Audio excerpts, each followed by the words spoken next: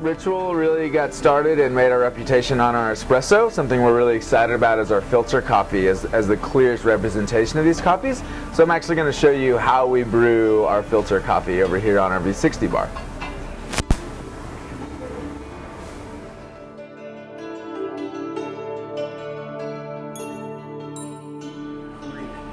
Hi, my name is Kevin Bohlin. I work with Ritual Coffee Roasters here. We are always striving to have as much consistency as possible so that the coffee that you get best representation of that coffee every time and tastes the same every time.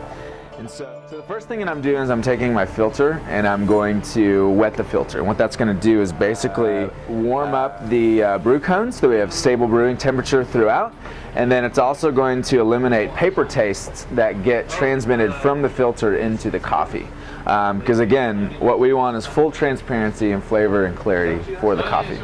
So I've already dosed my grinder out here, prepared my doser to give us 24.5 grams of coffee.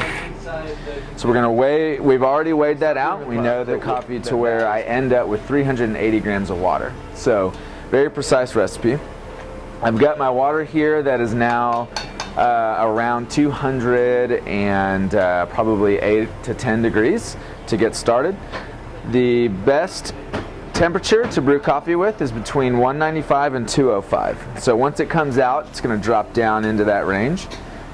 So I've applied approximately 60 grams of water to start off with. And the reason I want to do that is I want to let the coffee bloom, is what we call it.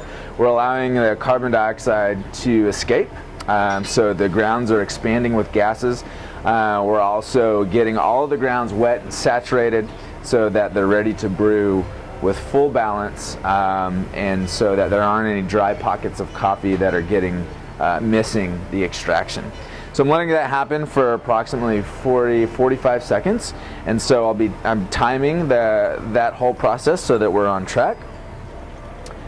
So what we want to do now is start the actual brew.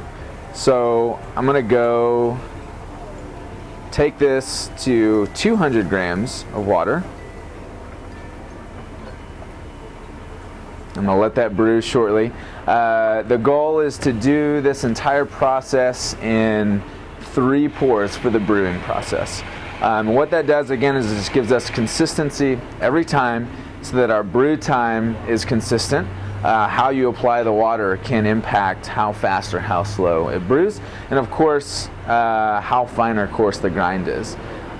We work all of these variables together so that every time what we're doing is getting our final brew in approximately 2.5 minutes. So I've just applied my second pour, and I've got one more that's going to come up a little bit shorter than the last one, just to finish it off. So I'm watching my scale. I want to end right around 380 grams.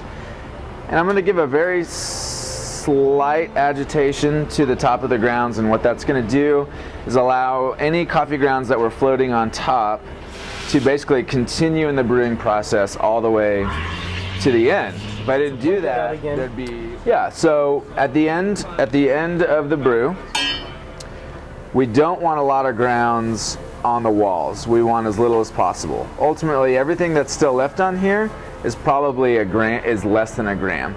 And so that's really good. That's what we want. We don't want it to have a lot of coffee on the side, because that means it wasn't extracting. So what we end up with is a flat to slightly mounded coffee bed at the end. The last step that we want to take before we serve the coffee is the coffee at the very top is different than the coffee that first extracted that's at the very bottom. So we want to give that a stir so we have a completely homogeneous mixture of the extraction, so that when we pour it out, you've got that complete balance and clarity of extraction and coffee to enjoy. And that is the perfect cup of coffee. We're pursuing the perfect cup of coffee. We're always pursuing the cup of coffee, but the perfect cup is always going to be ahead of us. Always be more to pursue, more variables to control, more methods, more technology that will help us get better and better results. Wonderful.